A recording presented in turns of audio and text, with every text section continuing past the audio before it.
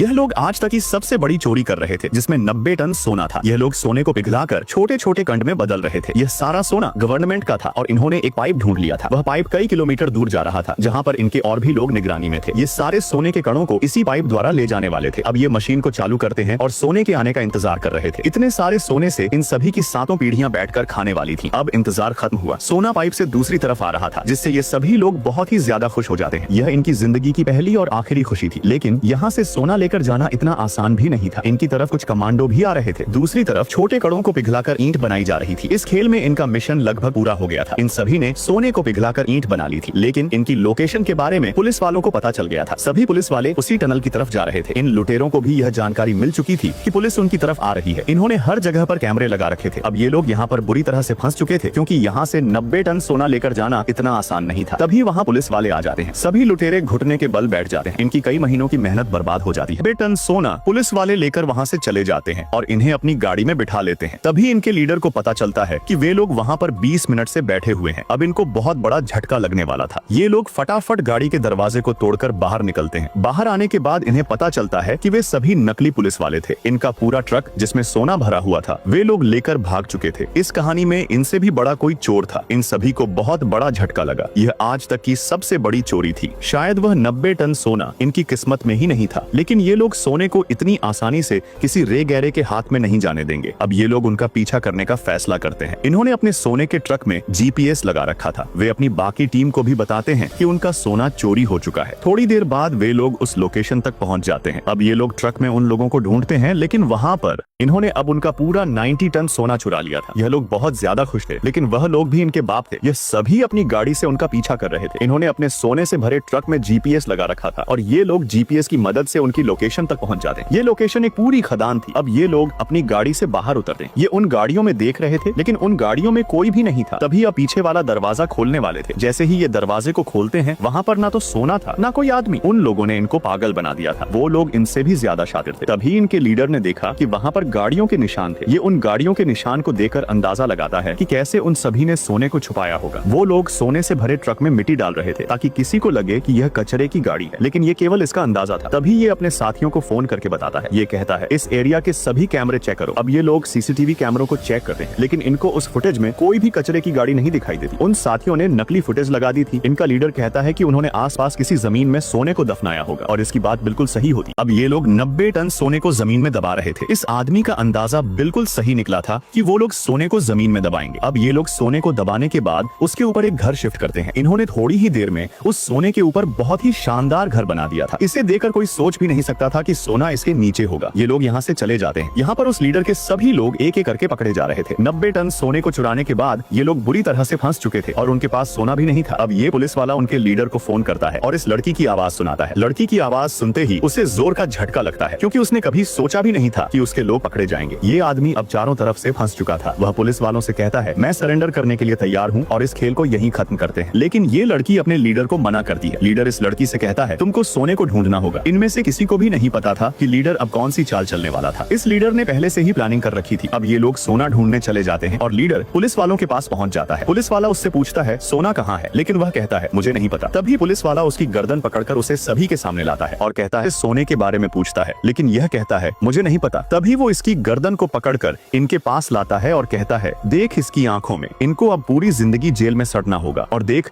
इस लड़की की आंखों में, जब यह जेल से बाहर आएगी तो इसका लड़का 40 साल का आदमी होगा। ये सब तेरी वजह से हुआ है। सभी अपने प्रोफेसर से बहुत ज्यादा नाराज थे, लेकिन वो अंदर से प्यार भी करते थे। अब कर्नल कहता है, जो भी मुझे 90 टन सोने के बारे में बताएगा उसे हमेशा के लिए आजाद कर दिया जाएगा। लेकिन तभी प्रोफेसर कहता है, कर्नल ये इस कहानी का अंत नहीं बल्कि अभी तो शुरुआत है। आखिर ये ऐसा क्या करने वाला था जो पुलिस की हिरासत में होने के बाद भी इनको चुनौती दे रहा था। तभी इनको पता चलता है कि उस तिजोरी की वीडियो किसी ने लीक कर दी थी, जिस तिजोरी से 90 टन सोना चोरी हुआ था। ये गवर्नमेंट को दूसरा सबसे बड़ा झटका लगा था। ये चोरों का प्रोफेसर बैठे बैठे पूरी दुनिया चला सकता था। और ये सभी लोग 90 टन सोने की लोकेशन पर पहुंच गए थे। इन सभी को पता चल गया था कि इस घर को अभी अभी बनाया गया है। ये लोग घर के अंदर जाते हैं, लेकिन उन लोगों ने मेन गेट पर एक सेंसर लगा रखा था, जिससे उनको पता चल जाएगा कि जो भी इस घर के अंदर आता है। अब ये महिला समझ गई थी कि सोने को जमीन के नीचे ही दबाया गया है। ये जमीन के नीचे देखने के लिए कहती है, लेकिन तभी यहाँ पर बहुत सारी गाड़ियां आ जाती हैं, जिनसे बहुत सारे लोग हथियार के साथ निकलते हैं। लेकिन ये लोग भी लल्लू पंजू नहीं थे। यहाँ पर ये लोग अपनी उम्मीद खो चुके थे। एक आदमी कहता है, हम लोग यहाँ से अब कभी भी बाहर नहीं निकल सकते। ये लड़का कहता है, पर हम लोग यहाँ से जरूर बाहर निकलेंगे। आदमी कहता है, अब तो हमारा लीडर भी पकड़ा जा चुका है और हमारे पास कोई जादू नहीं है कि हम लोग यहाँ से गायब हो जाएंगे। यहाँ पर ये लड़की कहती है, तुम लोगों को एक रत्ती ई सोना नहीं मिलेगा। ये महिला अपने लीडर और साथियों को छुड़ाना चाहती थी ताकि पूरा सोना गवर्नमेंट के हवाले कर सके। ये महिला उनको एक पर्ची देती है, जो पर्ची इसके लीडर ने दी थी। अब चोरों के लीडर को यहाँ पर पूछताछ के लिए लाया जाता है। कर्नल इससे सोने के बारे में पूछता है, लेकिन वो कहता है, मेरे पास सोना नहीं है। तभी कर्नल अपनी आर्मी को ऑर्डर देता है उन सभी को मारने के लिए। अब ये आर्मी वाले इन सभी को मारने वाले थे। ये कर्नल उनके प्रोफेसर को वीडियो दिखाता है और कहता है कि मेरे एक इशारे पर वो लोग उन सभी का भेजा खोल देंगे। लेकिन चोरों का प्रोफेसर कहता है कि ये सब करने से हम दोनों की हार होगी और वो सोना भी किसी के हाथ नहीं आएगा। कर्नल कहता है, तू कहना क्या चाहता है? प्रोफेसर जवाब देता है, तुमको पूरी मीडिया के सामने भाषण देना होगा कि वो 90 टन सोना हमको मिल चुका है और हमने उन सभी चोरों को आजाद कर दिया है ताकि हमको और कोई नुकसान न हो। वो आगे कहता है, भाषण के दौरान ही तुम्हारे पास वो सोना पहुंच जाएगा। कर्नल कहता है, तू तो हथकड़ी में जकड़ा हुआ है, तू ऑर्डर कैसे देगा? प्रोफेसर जवाब देता है, तुम्हारा भाषण ही हमारे लिए डर होगा। अब कर्नल वैसे ही करता है जैसे प्रोफेसर ने कहा था। वो पूरी मीडिया के सामने भाषण देता है और कहता है कि वो पूरा 90 टन सोना हमको मिल चुका है। तभी सोने से भरा ट्रक उनके पास आ जाता है। अब गवर्नमेंट की सभी मुश्किलें आसान हो चुकी थी क्योंकि उनका सोना उनको मिल चुका था। इधर एक साथी प्रोफेसर से पूछती है, तुमको 90 टन सोना मिला कैसे? प्रोफेसर, जो दिमाग से बहुत तेज था, कहता है, ये सब मैंने पहले ही सोच रखा था क्योंकि मुझे पता था कि क्या होने वाला है। लेकिन तभी पता चलता है कि वो पूरा सोना नकली था। गुस्से में कर्नल उनके पास आता है और कहता है, ये सोना नहीं बल्कि पीतल है। अब कर्नल को पता चल गया था कि वो पूरा 90 टन सोना नकली था। वो गुस्से से सोना लेकर प्रोफेसर के पास आता है और कहता है कि वो पूरा सोना नकली है। कर्नल फोन पर अपने आदमियों को प्रोफेसर के लोगों को मारने का हुक्म देता है। तभी प्रोफेसर कर्नल को समझाने की कोशिश करता है। प्रोफेसर कहता है, कर्नल जरा सोच कर देखो, उसी नकली सोने की वजह से इतनी बड़ी तबाही रुकी है। कर्नल गुस्से से जवाब देता है, तुम लोग पूरे देश का सोना लूट रहे हो। प्रोफेसर शांत स्वर में कहता है, कर्नल मैं एक चोर हूँ, शायद मेरा आने वाला बेटा भी चोर ही होगा, लेकिन ये नकली सोना केवल तुम्हारी नजर में नकली है। सरकार की नजर में ये पूरा सोना असली है। वैसे भी अब सरकार बदलने वाली है और ये नकली सोना दूसरी सरकार को सौंप दिया जाएगा। कर्नल उनकी बातों पर भरोसा नहीं करता और उन्हें मारने के लिए एक गिनती गिनने लगता है। तभी गुस्से में प्रोफेसर चिल्लाकर कहता है, तुम्हें वो असली सोना कभी जिंदगी में नहीं मिल सकता क्योंकि वो सोना हमारे पास भी नहीं है। आखिर में कर्नल मान तो जाता है, लेकिन बहुत गुस्से में था। थोड़ी देर बाद वहाँ गोलियों की आवाजें आने लगती हैं। अब कर्नल बाहर आता है और मीडिया के सामने कहता है, हमने उन चोरों को मार दिया और 90 टन सोना हमारे पास है। कर्नल मीडिया के सामने उन चोरों के नाम लेता है जिन्हें उन्होंने मार दिया, लेकिन उनका एक साथी जो पुलिस की कस्टडी में था ये सब देखकर रोने लगता है। आखिरकार कर्नल ने सभी चोरों को मार अब सभी चोरों को मार दिया गया था, केवल एक को ही छोड़ा गया था, वह भी पूछताछ के लिए। सभी चोरों को मौत के घाट उतार ही दिया। तभी एक पुलिस वाला फाइल लेकर प्रोफेसर के पास आता है। जैसे ही प्रोफेसर फाइल खोलता है उसे कोई निशान मिलता है। यह निशान उसके अपने ही लोगों ने दिया था और वे लोग अभी भी जिंदा थे। ये सभी चोर दुनिया की नजरों में मर चुके थे। इन सभी ने आर्मी और पुलिस को आसानी से चकमा दे दिया था और असली 90 टन सोना उनके पास था। उन्होंने इतनी बड़ी मुसीबत में भी अपना मुंह नहीं खोला था। पुलिस वाले खुद इन चोरों को दूसरे देश में पूरी इज्जत के साथ भेज रहे थे। अब लॉकर में 90 टन नकली सोना रखा जाता है। असली सोना इन चोरों ने उन लोगों को दे दिया था, लेकिन उसमें से उनका भी हिस्सा मिलने वाला था। अब प्रोफेसर को पुलिस वाले सबका पासपोर्ट देते हैं। सभी चोर एक साथ थे और वे बेहद खुश थे। किसी को अच्छा दोस्त मिल गया था तो किसी को अपना सच्चा प्यार। यह सारा क्रेडिट प्रोफेसर को जाता है जिसने बड़ी से बड़ी मुसीबत में भी अपने लोगों का साथ नहीं छोड़ा। इन्होंने कुछ खोया तो कुछ पाया भी था। खैर अब तो सोना उनके पास था। तभी वहाँ वही महिला आती है जिसने सोने को ढूंढ निकाला था। प्रोफेसर उसके पास जाता है और सोने के बारे में पूछता है। महिला ने प्रोफेसर को सारी लोकेशन बता दी थी। अब उनकी पूरी जिंदगी ऐशो आराम से बीतने वाली थी।